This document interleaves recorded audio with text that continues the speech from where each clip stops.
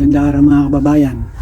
Ito ulit si Lolo Dan at ang ating topic ngayon ay tungkol doon sa mga gustong magtrabaho as dairy farming dito sa New Zealand. Ang trabaho na ito ay medyo mahirap kaya kailangan ay handa kayo sa mga ipapatrabaho sa inyo ng dairy manager.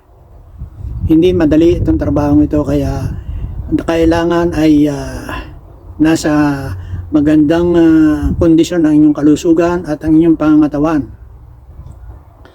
Ang height requirement nitong dairy farmer ay at least 5'2". Kasi yung mga halimbawa kayo ay magagatas ng baka ay pagka kayo ay medyo mababa ang inyong height ay may possibility na kayo ay masipa ng baka kasi yung tinatayuan ng baka ay mas mataas kaysa sa inyo.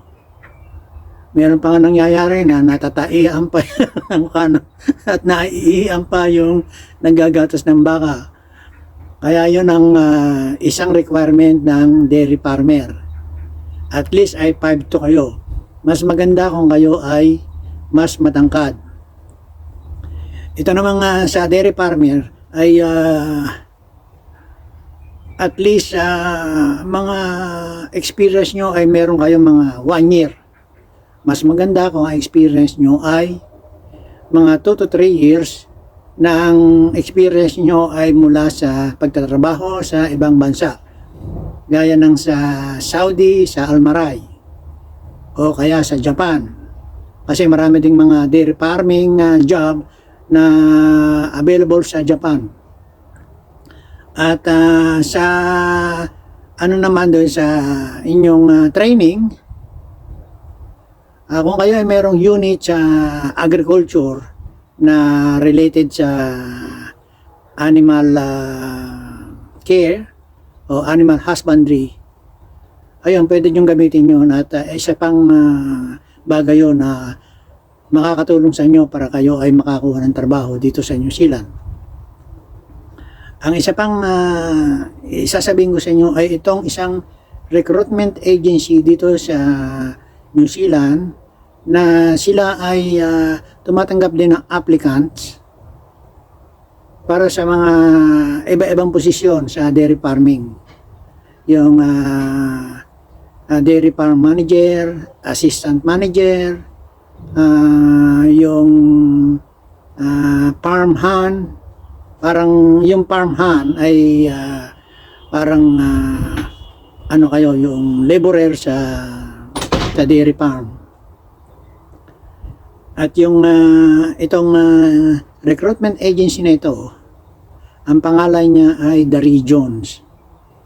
Sila isa ding specialist immigration consultant. Kaya sila ang mag-aayos ng inyong mga dokumento na kailangan sa pag-a-apply. At sila din ang maghahanap ng employer ninyo. Kaya iniisip ko na ito ay meron kayong babayaran pagka kayo dumaan dito sa immigration and recruitment consultant na ito. Inuulit ko, ang pangalan nitong recruitment and immigration consultant ay The Regions. Sila ay nakabase dito sa New Zealand. At ito namang mga nag-training dyan sa atin sa mga dairy farm training dyan sa atin sa Pilipinas. Alang-alang ko meron sa Batangas. Hindi ko lang sigurado kung ongoing pa yon yung Badeco. Meron din sa San Pablo. Hindi ko lang matandaan kung anong pangalan ng. Pero ilalagay ko lahat yung mga link o contact number itong mga training school dito sa New Zealand at maging doon sa atin sa Pilipinas.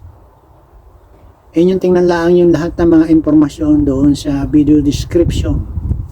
Ang video description ay halimbawa ay nasa ano kayo ng aking YouTube channel, makikita nyo yung may letter na more.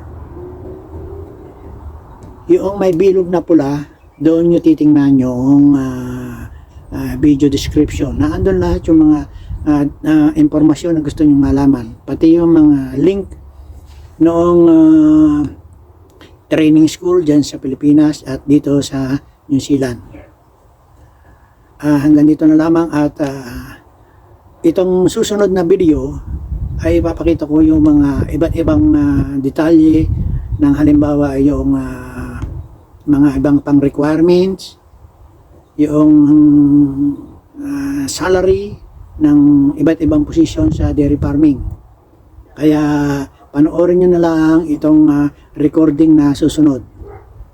Ito ay nirecord ko lang dito sa aking cellphone.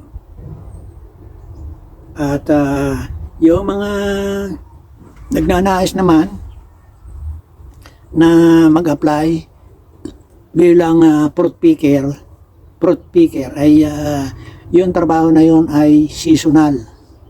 Kaya hindi ko may advise sa inyo na mag-apply kayo dyan sa trabahong ganyan.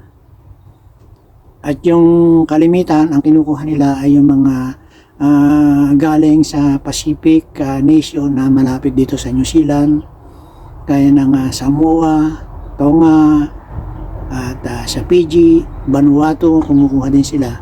Kaya itong trabaho na ito ay hindi pang matagalan. Kaya hindi ko mai-recommend sa inyo na mag-apply kayo ng fruit picking dito sa New Zealand. All the job listing on the websites are from Indeed's.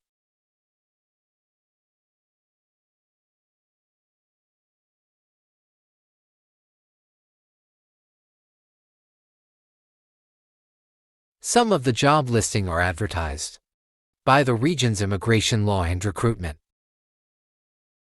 The salary for a dairy assistant is $29.66, up to $32 an hour. You can register first to Indeed New Zealand website and upload your resume, cover letter, SND, any training certificates you have.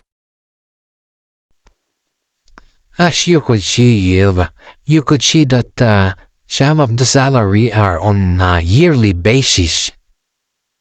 It depends on what position you're applying for. They all have a different salary range. If you want to apply, you just click on the job positions, and then it will come out straight away. And you could apply right on this website, or you can register first and upload your resume, cover letter, any training certificate you have.